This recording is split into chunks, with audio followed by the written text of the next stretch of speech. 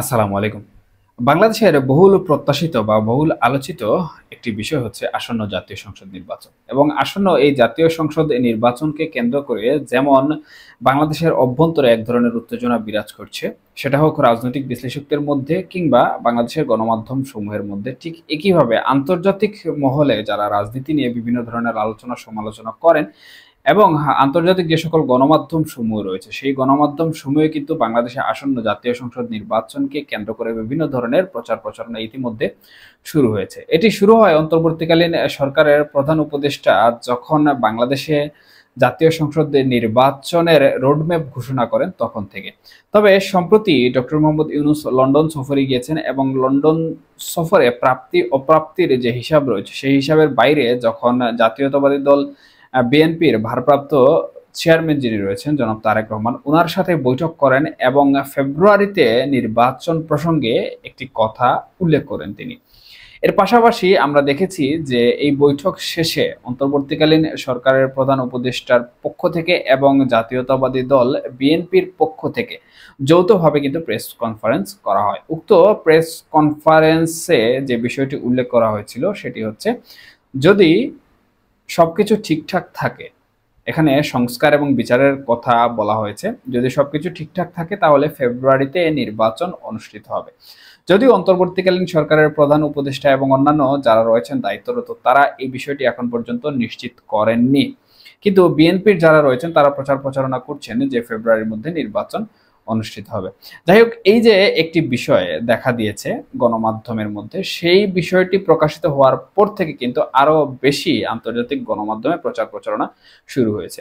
এদিকে ভারতীয় যে সকল গণমাধ্যম সমূহ রয়েছে সেই সকল গণমাধ্যম আওয়ামী লীগ সরকারের পতন হওয়ার পর থেকে কিন্তু আওয়ামী লীগের পক্ষে বিভিন্ন ধরনের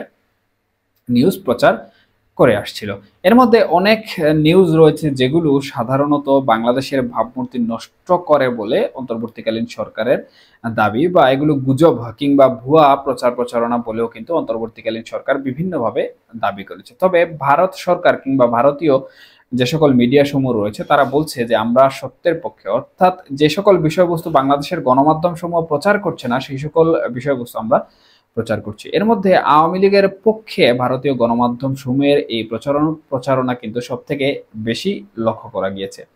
এরই ধারাবাহিকতায় ভারতীয় গণমাধ্যম সম্প্রতি অন্তর্বর্তীকালীন সরকারের নির্বাচনের রোডম্যাপ ঘোষণা এবং বিএনপির সাথে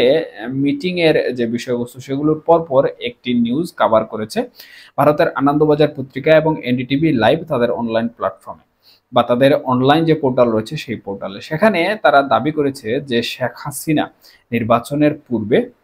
দেশে ফিরবেন এবং তাকে দেশে ফেরানোর জন্য ভারতের যে সকল পদক্ষেপ গ্রহণ করা প্রয়োজন সেই সকল পদক্ষেপ তারা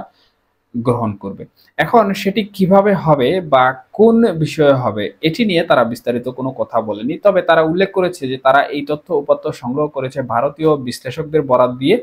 এবং ভারতে অবস্থিত শেখ হাসিনার নিরাপত্তা বিষয়ক যে সকল ব্যক্তিবর্গ রয়েছেন তাদের অত্যন্ত গোপন তথ্যের ভিত্তিতে। তাহলে বলা চলে যে ভারত প্রশাসন নির্বাচনের পূর্বে শেখ হাসিনাকে কিংবা বাংলাদেশ আওয়ামী লীগকে বাংলাদেশের যে অভ্যন্তরীণ রাজনীতি রয়েছে সেই রাজনীতিতে পুশ ইন করার জন্য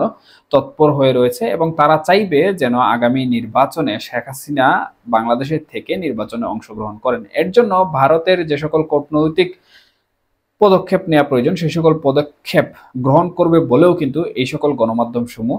জানিয়েছে। এখানে অনেকেই বলতে পারেন যে হয়তোবা এটি হতে পারে একটি রাজনৈতিক প্রোপাগান্ডা। তবে যদি মনে করতাম যে এটি একটি রাজনৈতিক প্রোপাগান্ডা সেক্ষেত্রে একতরফা নিউজ হলে মনে হয় এটি বিশ্বাস করা সহজ হতো, কিন্তু এখানে নিউজ কিন্তু শুধুমাত্র যে ভারতীয় গণমাধ্যম থেকে হয়েছে তা কিন্তু নয়, বরঞ্চ আমরা দেখেছি বাংলাদেশের এমন কিছু গণমাধ্যম রয়েছে তারা তাদের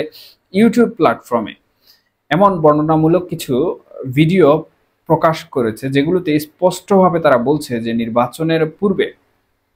শেখ হাসিনাকে বাংলাদেশে প্রবেশ করাবে ভারত এবং এর জন্য চিকেন নেকে এক ধরনের তৎপরতা বৃদ্ধি করেছে। এবং আমার দেশ পত্রিকা সহ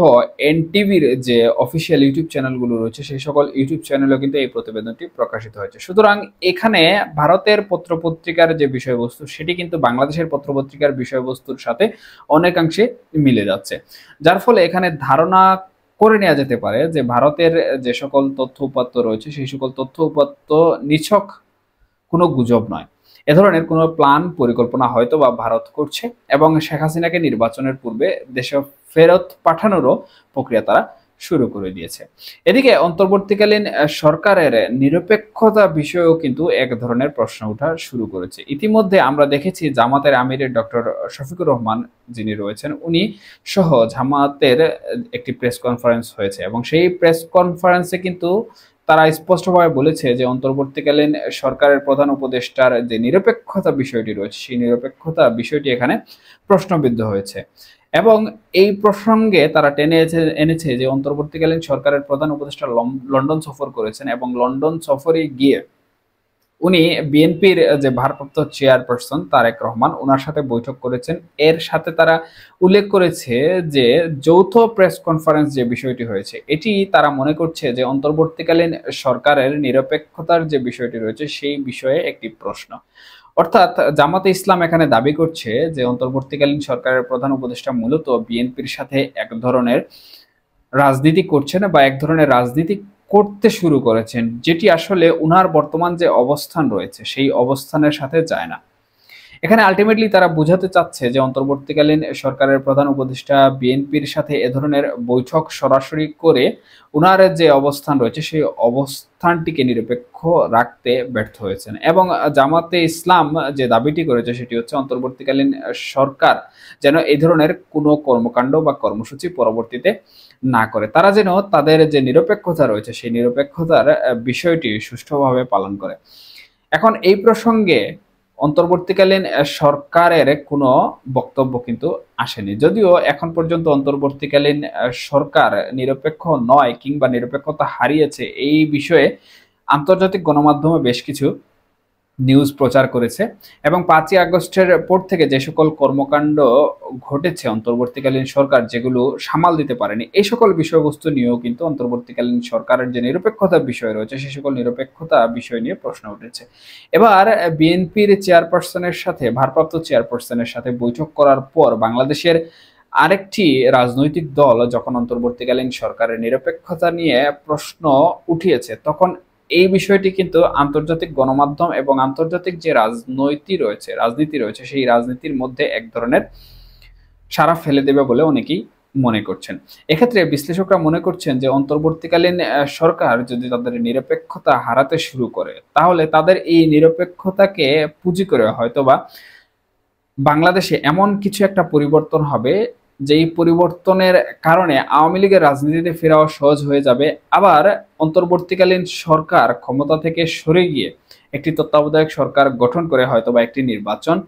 প্রক্রিয়া অনুষ্ঠিত করতে বাধ্য হয়ে যাবে।